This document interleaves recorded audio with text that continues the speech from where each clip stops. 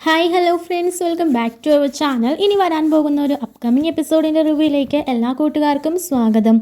അങ്ങനെ നമ്മുടെ ഒരു അനന്തപുരിയുടെ കമ്പനിക്ക് ഒരു വലിയ കമ്പനിയുടെ ഫോറിൻ കമ്പനിയുടെ ഒരു ഓർഡർ ലഭിക്കുകയാണ് കേട്ടോ. അപ്പോൾ ഒരുപാട് ലാഭം നേടിത്തരുന്നതും അവരുടെ ബിസിനസ്സിനെ തന്നെ നല്ല രീതിയിൽ ഉയർത്തുന്നതുമായ ഒരു ഓർഡർ ആയിരിക്കും വരുന്നത്. അങ്ങനെ അവർ ഒരു മീറ്റിംഗ് അറേഞ്ച് ചെയ്തിട്ടുണ്ട്. ആ മീറ്റിങ്ങിൽ നിങ്ങളുടെ ഡിസൈൻസൊക്കെ കാണിക്കുക, അതിൽ നിന്ന് ഞങ്ങൾക്ക് ഇഷ്ടപ്പെട്ടാൽ നിങ്ങൾക്ക് തന്നെ ആയിരിക്കും ഞങ്ങൾ ഓർഡർ തരിക എന്നൊക്കെ ഇങ്ങനെ പറയാൻ കേട്ടോ. അങ്ങനെ ആദ്യം വീട്ടിൽ വെച്ച് തന്നെ മുത്തശ്ശന് സുഖമില്ലാതിരിക്കുന്നത് കൊണ്ട് തന്നെ ഓഫീസിലെ മീറ്റിംഗ് വീട്ടിലത്തേക്കിനാക്കുകയാണ്. അങ്ങനെ വീഡിയോ കോൺഫറൻസ് വഴി മീറ്റിംഗ് അറേഞ്ച് ചെയ്തിരിക്കുകയാണ് കേട്ടോ. അപ്പോൾ ഡിസൈൻസൊക്കെ ഇനി കുറച്ചും കൂടി ക്ലയൻസിനെ കൊണ്ട് ചെയ്യിപ്പിക്കണം, അല്ലെങ്കിൽ കുറച്ചും കൂടി വർക്കേഴ്സിനെ കൊണ്ട് ചെയ്യിപ്പിക്കണം എന്നൊക്കെ ഇങ്ങനെ പറയുകയാണ് ആദ്യം. ഇതേ സമയത്ത് മുത്തശ്ശി പറയുന്നുണ്ട്, എങ്കിൽ പിന്നെ ആ ഡിസൈൻസൊക്കെ നയനമോൾ ചെയ്യട്ടെ. നയനമോൾക്ക് അത്ര നല്ല കഴിവുള്ള ആളല്ലേ, അവൾ എത്രമാത്രം ഡിസൈൻസ് നമ്മുടെ കമ്പനിക്ക് വേണ്ടി തന്നിട്ടുണ്ട്, അതൊക്കെ വിജയിച്ചതല്ലേ, അപ്പോൾ ഈ ഡിസൈൻസും വിജയിക്കത്തില്ലേ എന്നിങ്ങനെ ചോദിക്കുകയാണ്. ഇതേ സമയത്ത് ജലജ പറയുന്നുണ്ട്, അത് നമ്മുടെ കേരളത്തിലുള്ളവർക്ക് വേണ്ടിയിട്ടാണമ്മേ, അത് ഏത് ഡിസൈൻ വരച്ചാലും അതൊക്കെ അവർക്ക് ഇഷ്ടപ്പെടും. പക്ഷെ ഫോറിൻ കമ്പനിക്ക് വേണ്ടിയിട്ട് ഇവിടുത്തെ ഡിസൈൻസും ഇവിടുത്തെ മാലകളും വളകളും ഒക്കെ മതിയോ? അതൊക്കെ നല്ല പ്രഷ്യസ് ആയിട്ടുള്ള ഡിസൈൻസ് വേണം, ആരും ഇതുവരെയായിട്ട് നൽകാത്ത ഡിസൈൻസ് വേണം, നല്ല ലൈറ്റ് വെയ്റ്റ് ആയിട്ടുള്ളതും അതുപോലെ തന്നെ നല്ല എലഗൻ്റ് ആയിട്ടുള്ള ഡിസൈൻസ് വേണം. അതൊക്കെ ഇവളെ കൊണ്ട് സാധിക്കുമെന്നാണ് അമ്മ പറയുന്നത് എന്നൊക്കെ ചോദിച്ച് ജലജ ഇങ്ങനെ പറയാൻ കേട്ടോ. ഇതേ സമയത്ത് കനകത്തിനും അതുപോലെ തന്നെ നമ്മുടെ നവ്യയ്ക്കും നല്ല ദേഷ്യം പറഞ്ഞിട്ടുണ്ട്. എന്നിട്ട് കനകം ഒന്നും മിണ്ടാതെ അങ്ങനെ നിൽക്കുകയാണേ. ഈ സമയത്ത് മുത്തശ്ശൻ പറയുന്നുണ്ട്, നയനമോളെ കൊണ്ട് അവർക്ക് പറ്റുന്ന അവർക്ക് ഇഷ്ടപ്പെടുന്ന രീതിയിലുള്ള ഡിസൈൻസ് ഉണ്ടാക്കാൻ പറ്റുമെന്ന് എനിക്കൊരു ഡൗട്ടുണ്ട്. കാരണം അവരുടെ എക്സ്പെക്റ്റേഷൻസൊക്കെ വേറെ ലെവലാണല്ലോ, ഫോറിൻ കമ്പനീസ് ആയതുകൊണ്ട്. അതാണ് ഞാനും നയനമോളെ സജസ്റ്റ് ചെയ്യാഞ്ഞത് എന്നിങ്ങനെ പറയണേ. അപ്പോൾ ആദ്യം നയനനെ നോക്കുമ്പോൾ നയന ഇങ്ങനെ വിഷമിച്ച്, മുത്തശ്ശൻ്റെ ആ വാക്കുകൾ നോക്കുമ്പോൾ ചെറിയൊരു സങ്കടം വരികയാണ്. അങ്ങനെ വിഷമിച്ച് തല കുനിച്ച് നിൽക്കുന്ന നയനനെ ആദ്യം ഇങ്ങനെ നോക്കുന്നൊക്കെ ഉണ്ട് കേട്ടോ. അങ്ങനെ ഓരോ ഡിസൈൻസുകളും ഇങ്ങനെ കമ്പനിക്ക് കാണിക്കുകയാണ്, ഫോറിൻ കമ്പനിക്ക് കാണിക്കുകയാണ്. വീഡിയോ കോൺഫറൻസ് വഴി ഓരോ ഡിസൈൻസും ഇങ്ങനെ ആദ്യം എടുത്തെടുത്ത് കാണിക്കുന്നുണ്ട്. അപ്പോൾ ഇതൊക്കെ കാണിക്കുമ്പോൾ അവർക്കതൊന്നും തന്നെ ഇഷ്ടപ്പെടുന്നില്ല കേട്ടോ. അവർ പറയുന്നുണ്ട്, കുറച്ചും കൂടി കൂടുതൽ ഞങ്ങൾ അക്സെപ്റ്റ് ചെയ്യുന്നു നിങ്ങളിൽ നിന്ന്, അതുപോലെ തന്നെ ഇതൊക്കെ ഓൾഡ് ഡിസൈൻസ് ആണ്, ഇതൊക്കെ ഞങ്ങളുടെ ഇവിടെ അവൈലബിൾ ആയിട്ടുള്ള ഡിസൈൻസ് ആണ്, ഔട്ട്ഡേറ്റഡ് ആയിട്ടുള്ള ഡിസൈൻസ് ആണ്. ഞങ്ങൾ ആലോചിക്കുന്നത് കുറച്ചുകൂടി ന്യൂ വെറൈറ്റി ഡിസൈൻസ് ആണ്, ഇതുവരെയും ആർക്കും നൽകാൻ പറ്റാത്ത ഡിസൈൻസ് ആണ് ഞങ്ങൾക്ക് വേണ്ടത് എന്നൊക്കെ ഇങ്ങനെ പറയണം. അങ്ങനെ കുറേയധികം ഡിസൈൻസ് കാണിക്കുന്നുണ്ട്. അതായത് ആദ്യം സെലക്ട് ചെയ്ത് വെച്ച് കുറേയധികം ഡിസൈൻസ് കാണിക്കുന്നുണ്ട്. പക്ഷെ അതൊന്നും അവർക്ക് ഇഷ്ടപ്പെടുന്നില്ല. ആദ്യം മുത്തശ്ശനോട് പറയുന്നുണ്ട്, മുത്തശ്ശ ഒന്നും തന്നെ അവർക്ക് ഇഷ്ടപ്പെടുന്നില്ലല്ലോ. അപ്പോൾ മുത്തശ്ശനും പറയുന്നുണ്ട്, ഇതുപോലൊരു കമ്പനി നമ്മുടെ കമ്പനിക്ക് ഓർഡർ തരിക എന്ന് പറയുന്നത് തന്നെ വലിയൊരു കാര്യമാണ്. പക്ഷേ അവർക്ക് നമ്മളിൽ നിന്നും അവർ അക്സെപ്റ്റ് ചെയ്യുന്ന കിട്ടുന്നില്ല എന്ന് പറയുമ്പോൾ അതെൻ്റെ ഒരു മനസ്സിനും വിഷമാകുന്നുണ്ട് എന്നിങ്ങനെ മുത്തശ്ശനും പറയുന്നുണ്ട് കേട്ടോ.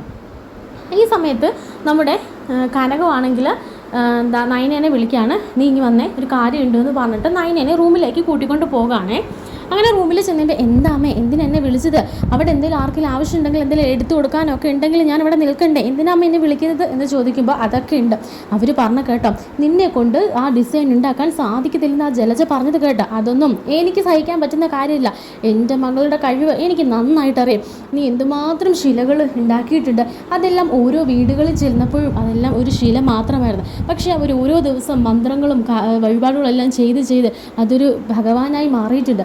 അതുപോലെ നിൻ്റെ കരുതലുകളും അതുപോലെ തന്നെ നിൻ്റെ മനസ്സിലുള്ള ആ ഒരു ഡിസൈൻസുകളൊക്കെ വെച്ച് നല്ലൊരു ഡിസൈൻ തന്നെ നീ തയ്യാറാക്കുക. അതെന്തായാലും അപ്രൂവ് ആകുന്നത് ഈ അമ്മയുടെ മനസ്സ് പറയുന്നു. എൻ്റെ മോളിച്ച് ഇത് മോക്കൊരു നല്ലൊരു അവസരം കൂടിയാണ് എന്നൊക്കെ പറയാണ് കേട്ടോ.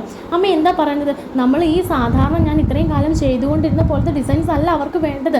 എന്നെക്കാളും എത്ര കഴിവുള്ളവർ വരച്ച ഡിസൈൻസ് വരെ അവർ നോക്കിയിട്ടില്ല. അതുകൊണ്ട് എനിക്ക് വേണ്ടമ്മേ. അതുപോലെ തന്നെ ഞാൻ വരച്ചത് ശരിയാവില്ല, വേണ്ടാന്ന് പറയുമ്പോൾ ഇല്ല അതൊന്നും പറഞ്ഞാൽ പറ്റില്ല, നീ മര്യാദയ്ക്ക് വരച്ചോണമെന്ന് നവ്യം പറയാൻ കേട്ടോ. നിൻ്റെ കഴിവ് നിനക്കറിയില്ല, നിൻ്റെ ഈ ഒരുമാതിരി കോംപ്ലക്സ് ആണ് എല്ലാത്തിനും കാരണം. നീ ഇങ്ങനെ മൂടി വയ്ക്കല്ലേ നിൻ്റെ കഴിവ്, നാലാളുടെ മുമ്പിൽ നീ കാണിക്ക്. അങ്ങനെയാണെങ്കിൽ നീ ഇപ്പോൾ നിൽക്കുന്ന സ്ഥാനത്തിൽ നിന്ന് ഒരുപടി മോൾ പൊസിഷൻ നിനക്ക് ഇവിടെ കിട്ടും. നീ അനന്തപുരിയുടെ മരുമകളാണെന്ന് പറഞ്ഞാൽ അവർ അഭിമാനിക്കും. അതുകൊണ്ട് നീ എന്തായാലും ഈ ഡിസൈൻസ് വരച്ചേ പറ്റുള്ളൂ. എടി, ഒരു മല ചുമക്കാൻ കഴിയുമെന്ന് നമുക്കറിയണമെങ്കിൽ ആ മലയെടുത്ത് തലേ വെച്ചാലേ നമുക്ക് അത് മലയെടുത്ത് നമുക്ക് ചുമക്കാൻ പറ്റുമെന്ന് അറിയുള്ളൂ എന്ന് പറഞ്ഞ പോലെയുള്ളൂ ഇത്.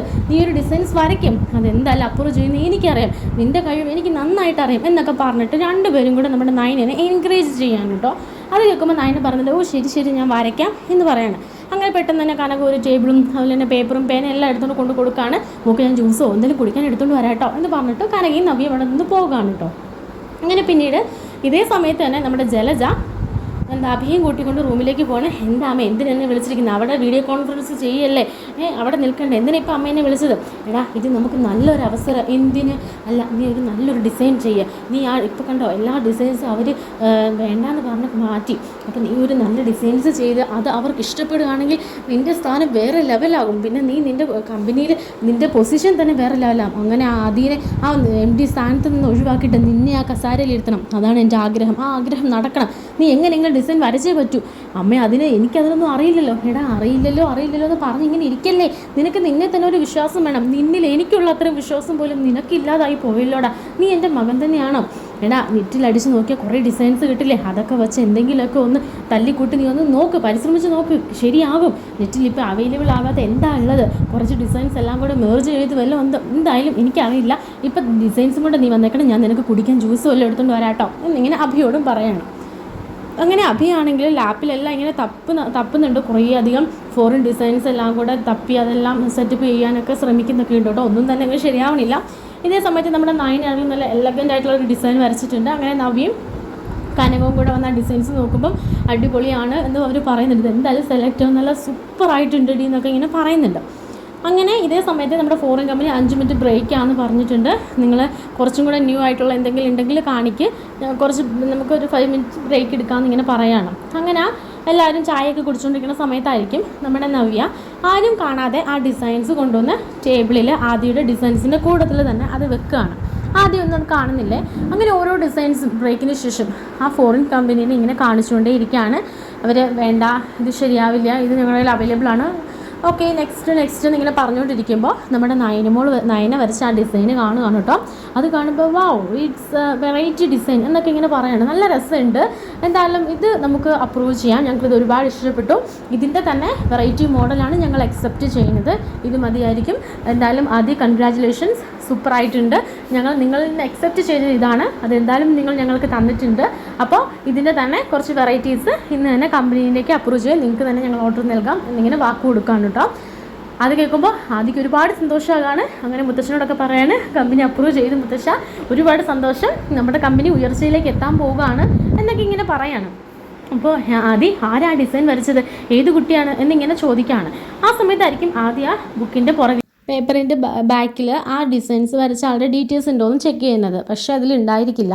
അപ്പോൾ മുത്തശ്ശനോട് പറയുന്നുണ്ട്, മുത്തശ്ശ എല്ലാ ഡിസൈൻസിലും അത് ചെയ്ത ആളുടെ ഡീറ്റെയിൽസ് ഉണ്ടാവും, പക്ഷേ ഇതിലൊന്നും തന്നെ ഇല്ല, ഇതിപ്പോൾ ആരാന്നെങ്ങനെ കണ്ടുപിടിക്കുക എന്നിങ്ങനെ ചോദിക്കുന്നുണ്ട് കേട്ടോ. ഇപ്പോൾ ചെറിയച്ഛനും പറയുന്നുണ്ട്, ഇത്രയും നേരം ഡിസൈൻസ് ഇല്ലാത്തതിൻ്റെ ആയിരുന്നു, ഇപ്പോൾ ഡിസൈൻസ് കൈ കിട്ടിയപ്പോൾ ഇതിപ്പോൾ ആരാ ചെയ്തെന്ന് ഇപ്പോൾ എങ്ങനെ കണ്ടുപിടിക്കുക?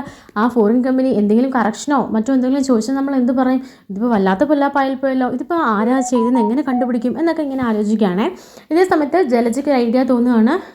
ഡിസൈൻസ് വരച്ച ആളുടെ പേരും ഇല്ല, ഡീറ്റെയിൽസും ഇല്ല. അപ്പോൾ ഇത് തന്നെ നല്ല അവസരം എന്ന് പറഞ്ഞ് അഭിയെ വിളിച്ചുകൊണ്ട് വന്നിട്ട് പറയുന്നുണ്ട്, ഇങ്ങനെയൊക്കെയാണ് കാര്യങ്ങൾ, അതുകൊണ്ട് നീയാണിത് വരച്ചതെന്ന് പോയി എന്ന് പറയാണ് കേട്ടോ. ഇപ്പോൾ ഡിസൈൻസ് വരച്ച ആൾ എന്തായാലും നമ്മുടെ മുമ്പിലോട്ട് വരാൻ പോകുന്നില്ല, അതുകൊണ്ട് നീയാണ് വരച്ചതെന്ന് പറയണം എന്ന് പറഞ്ഞിട്ട് അഭിയെ വിളിച്ചുകൊണ്ട് വരികയാണ്. അതേ സമയത്ത് തന്നെ നയനയെ കൂട്ടിക്കൊണ്ട് നമ്മുടെ നവ്യയും എത്തുകയാണ്. എന്നിട്ട് നയനയോട് പറയുന്നുണ്ട്, ഇടി നീ വരച്ചത് പറയാന്നിങ്ങനെ പറയാണ്. ആ സമയത്ത് നമ്മുടെ അഭി പറയുന്നുണ്ട്, ഞാനാ ഡിസൈൻ വരച്ചത് എന്ന് പറയാണ് കേട്ടോ. ഇത് കേൾക്കുമ്പോൾ നമ്മുടെ എല്ലാവരും, അതായത് നയനയും നവ്യയും കനകവും അതുപോലെ വീട്ടിലുള്ള എല്ലാവരും തന്നെ ഞെട്ടുന്നുണ്ട്. കാരണം അഭിയിൽ നിന്നും ആരും ഇങ്ങനെ അക്സെപ്റ്റ് ചെയ്യുന്നില്ലല്ലോ, എല്ലാവരും ഞെട്ടാണ്. ഉടനെ നവ്യ പറയുന്നുണ്ട്, കണ്ടോ അവൻ പറയുന്ന പച്ച കള്ളം കണ്ടോ, നീയാണെന്ന് നയനയെന്ന് ഇങ്ങനെ പറയണം. നയന പറയുന്നുണ്ട്, വേണ്ട ചേച്ചി, ഞാനന്ന് പറയേണ്ടത് അഭി വരച്ചായിട്ട് തന്നെ ഇരുന്നോട്ടെ എന്ന് പറയണം. നല്ലൊരു മനുഷ്യന് വേണ്ടിയിട്ടാണ് നീ പറയുന്നതെങ്കിൽ ശരിയാണ്. സ്വന്തം ഭാര്യനെ തന്നെ എല്ലാവരുടെ മുമ്പിൽ ഇങ്ങനെ അവഹേളിക്കാൻ നടക്കുന്ന ഒരുത്തിന് വേണ്ടിയിട്ട് ഇങ്ങനെ നീ സപ്പോർട്ടൊന്നും പിടിക്കണ്ട. അവൻ പച്ചക്കള്ളമാണ് പറഞ്ഞത്, ഞാൻ എല്ലാവരോടും പറഞ്ഞോളാം, നീ മിണ്ടാതിരിക്കുന്നു നവ്യം പറയണം. ഇതേ സമയത്ത് എല്ലാവരും കൂടെ നമ്മുടെ അഭീനെ അപ്രീഷിയേറ്റ് ചെയ്യുന്നുണ്ട്. നീ എപ്പോഴാണ് ഇത് വരച്ചതെന്ന് ആദ്യം ചോദിക്കുമ്പോൾ അത് നിങ്ങൾ രാവിലെ മുതൽ ഡിസൈൻസ് കിട്ടാൻ വേണ്ടിയിട്ട് നിങ്ങളിങ്ങനെ ടെൻഷൻ അടിക്കുന്നതും അതിനുവേണ്ടി വർക്ക് ചെയ്യുന്നതൊക്കെ കണ്ടപ്പോൾ ഞാൻ കുറച്ച് നേരം ഒന്ന് എഫേർട്ട് ഇട്ടതാണ്. അപ്പോൾ നിങ്ങൾ ആ ബ്രേക്കിൻ്റെ സമയത്ത് അമ്മയാണ് നിങ്ങളാരും കാണാതെ ടേബിളിൽ ഈ ഡിസൈന് കൊണ്ടുവച്ചതെന്ന് പറയണം. എന്തായാലും സൂപ്പറായിട്ടുണ്ട് എന്നൊക്കെ പറയണം. അപ്പോൾ ദേവയാനിയും പറയുന്നുണ്ട്, അഭി ഇനിയും നീ ഒരുപാട് ഡിസൈൻസ് ചെയ്യണം, നിനക്ക് ഒരുപാട് കഴിവുണ്ട്, കണ്ടോ അതാണ് ഇതിവിടെ തെളിഞ്ഞിരിക്കുന്നത് എന്നൊക്കെ പറഞ്ഞ് എല്ലാവരും കൂടെ അപ്രീഷിയേറ്റ് ചെയ്യുകയാണ്. അപ്പോൾ ജലജയ്ക്കും ഒരുപാട് സന്തോഷമാകുന്നുണ്ട് കേട്ടോ. ആ സമയത്ത് നവ്യ പറയുന്നുണ്ട്, എല്ലാവരും ഒരു നിമിഷമൊന്നും മിണ്ടാതിരിക്കുമോ എന്ന് ചോദിക്കാൻ. ഉടനെ ജലജ ചോദിക്കുന്നുണ്ട്, നിനക്ക് എന്താ കുഴപ്പം? എൻ്റെ മകനെ എല്ലാവരും ഒന്ന് പ്രശംസിക്കുന്ന കാണുന്നത് നിനക്ക് കണ്ടുകൂടാ അല്ലേ? നീ എന്തിനാണ് അവൻ്റെ പിന്നാലെ ശല്യം ചെയ്യുന്നത്? അവനെ എല്ലാവരും അപ്രിഷ്യേറ്റ് ചെയ്യുന്നത് കണ്ടിട്ടും അതിൽ അഭിമാനിക്കാതെ അവനെ അപ്രിഷ്യേറ്റ് ചെയ്യുന്നത് കണ്ട് നീ നിർത്താൻ പറയുന്നോ? നിനക്ക് എന്താ കുഴപ്പം എന്നൊക്കെ ഇങ്ങനെ ചോദിക്കാണ് കേട്ടോ. ഉടനെ നവ്യ പറയുന്നുണ്ട്, എൻ്റെ കുഴപ്പം എന്നാന്ന് ഞാനിപ്പോൾ കാണിച്ചു തരാം. അതെ, ആ ഡിസൈൻസ് വരച്ചത് അഭിയല്ല, നയനയാണ് ആ ഡിസൈൻസ് വരച്ചതെന്ന് പറയണേ. ഉടനെ എല്ലാവരും, നയനയോ? അതിന് എപ്പോൾ വരച്ചു? നയന ഇത്തിരി മുമ്പ് നിങ്ങൾ ഡിസൈൻസൊക്കെ നോക്കിക്കൊണ്ടിരുന്നപ്പോൾ നയന അവിടെ റൂമിൽ വരച്ചുകൊണ്ടിരിക്കുകയായിരുന്നു. എന്നിട്ട് ഞാനാണ് ഇപ്പം അത് കൊണ്ടുവന്ന് ഇവിടെ ടേബിളിൽ വെച്ചത്, അല്ലാതെ അഭിയല്ല എന്ന് പറയണം. എങ്കിൽ ജലജയും അഭിയും മാറി മാറി പ്രസ്താവിക്കുകയാണ്, ഇത് ഞാൻ വരച്ച ഡിസൈനാണ് എന്ന് അഭിയും ഇങ്ങനെ പ്രസ്താവിച്ചുകൊണ്ടേ ഇരിക്കുകയാണ്. അവസാനം മുത്തശ്ശിക്കൊക്കെ കാര്യം മനസ്സിലായി, നയനമോള് തന്നെ വരച്ചാന്ന് മുത്തശ്ശിയൊക്കെ അടിയുറച്ച് വിശ്വസിക്കുന്നുണ്ട്. അങ്ങനെ അവസാനം മുത്തശ്ശൻ പറയണത്, ശരി, ഈ പ്രശ്നത്തിനൊരു പരിഹാരം കണ്ടെത്താൻ നമുക്ക് എന്തായാലും രണ്ടുപേരും ഇവിടെ എല്ലാവരുടെ മുമ്പിൽ വെച്ച് തന്നെ ഒരു ഡിസൈൻസ് വരയ്ക്കാം. അപ്പം നമുക്ക് മനസ്സിലാകുമല്ലോ ആരാ വരച്ചതെന്ന് എന്ന് പറഞ്ഞിട്ട് രണ്ടുപേരുടെ കയ്യിലും പേപ്പറും പേനയൊക്കെ കൊടുക്കുകയാണേ. അപ്പം നമ്മുടെ അഭി ഓരോന്ന് കാട്ടിക്കൂട്ടുന്നുണ്ട്, പക്ഷെ ഒരു ഡിസൈനും ആവുന്നില്ല. എങ്കിൽ നമ്മുടെ നയനയാണെങ്കിൽ നല്ല അടിപൊളി എലഗൻ്റ് ആയിട്ടുള്ള ഒരു ഡിസൈൻ വരയ്ക്കുകയാണ്. എല്ലാവർക്കും ഒരുപാട് ഇഷ്ടപ്പെടുകയാണ്. അങ്ങനെ നയനയാണ് ഡിസൈൻ വരച്ചതെന്ന് എല്ലാവരും മനസ്സിലാക്കുകയാണ്. അങ്ങനെ അഭിനെ എല്ലാവരും കൂടെ നല്ല വഴക്ക് പറയുന്നുണ്ട് കേട്ടോ. നിനക്ക് എന്താ കുഴപ്പം? നീ എന്താ ഇങ്ങനെ തുടങ്ങുന്നത്? ഈ കുടുംബത്തിൽ നീ മാത്രമേ ഉള്ളൂ ഇങ്ങനെ എന്താ ചെയ്യുന്നതും കള്ളത്തരം നീ എന്തിനാ ഇങ്ങനെ കാണിക്കുന്നത്? മറ്റുള്ളവരുടെ കഴിവിലല്ല നിൻ്റെ കഴിവ് കാണിക്കേണ്ടത് എന്നൊക്കെ ഇങ്ങനെ പറഞ്ഞ് ആദിയും അതുപോലെ തന്നെ മുത്തശ്ശനും എല്ലാവരും നമ്മുടെ അഭിനെ വഴക്ക് പറയുന്നുണ്ട്. ഉടനെ ജലജയും എല്ലാവരും കൂടെ എൻ്റെ മകനെ കുറ്റപ്പെടുത്തുക. ഇങ്ങനെ അവനെ കുറ്റപ്പെടുത്താൻ കിട്ടുന്ന ഒരു അവസരം നിങ്ങളാരും കളയില്ലല്ലോ. എങ്ങനെ കുറ്റപ്പെടുത്താതിരിക്കുന്നത്? നിങ്ങളുടെ മകൻ്റെ കയ്യിൽ ഇങ്ങനത്തെ പരിപാടികളല്ലേ ഉള്ളത്? ഒരു നല്ല കാര്യം അവൻ ചെയ്തത് ഏതെങ്കിലും ഉണ്ടോ എന്ന് പറയാൻ എന്നിങ്ങനെ നമ്മുടെ ചെറിയച്ഛനും അതുപോലെ തന്നെ മുത്തച്ഛനും ഒക്കെ ചോദിക്കുന്നുണ്ട് കേട്ടോ. അങ്ങനെ അവസാനം നയനനെ എല്ലാവരും പ്രശംസിക്കുന്നുണ്ട്. അങ്ങനെ വലിയൊരു ഓർഡർ കിട്ടിയതിൽ ആദ്യം വന്നിട്ട് പറയുന്നുണ്ട്, നീ നല്ല കുട്ടിയാണ്, നിനക്ക് നല്ല കഴിവുണ്ട്, എന്തായാലും നിൻ്റെ കഴിവിനെ ഇങ്ങനെ മൂടി വെക്കരുത്, അത് ഇനിയും നമ്മുടെ കമ്പനിക്കും ആവശ്യമുണ്ട് എന്നൊക്കെ പറഞ്ഞിട്ട് നമ്മുടെ നയനനെ ഇങ്ങനെ കൺഗ്രാറ്റ്സ് ചെയ്യുന്നൊക്കെ ഉണ്ട്. അപ്പോൾ നയനയ്ക്ക് ഒരുപാട് സന്തോഷമാകാണ് കേട്ടോ ആദിയുടെ കയ്യിൽ നിന്നും ആ ഒരു വാക്കുകളൊക്കെ കേൾക്കുമ്പോൾ. അങ്ങനെ എല്ലാവരും നയനനെ ചേർത്ത് പിടിക്കുന്നൊക്കെ ഒരു രംഗമാണ് അധികം വൈകാതെ വരാനിരിക്കുന്നത്. അപ്പോൾ എൻ്റെ ചാനൽ ആദ്യമായിട്ട് കാണുന്നവരുണ്ടെങ്കിൽ ഇതുപോലെയുള്ള അപ്കമിങ് എപ്പിസോഡുകൾ കേൾക്കാൻ താല്പര്യമുള്ളവർ ചാനലൊന്ന് സബ്സ്ക്രൈബ് ചെയ്തേക്കണേ. Thanks for watching.